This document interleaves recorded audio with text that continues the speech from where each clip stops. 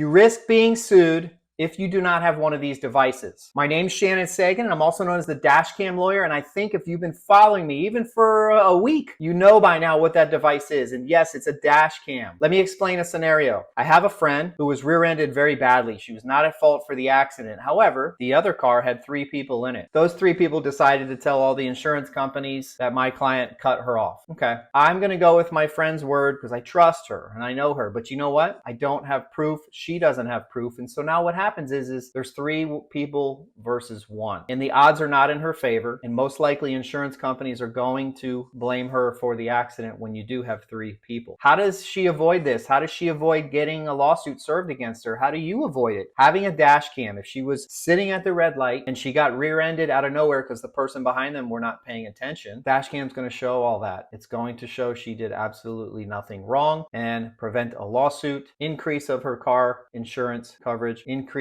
in premium, potentially keep her from getting dropped. So go get a dash cam, help prevent yourself from potentially getting sued.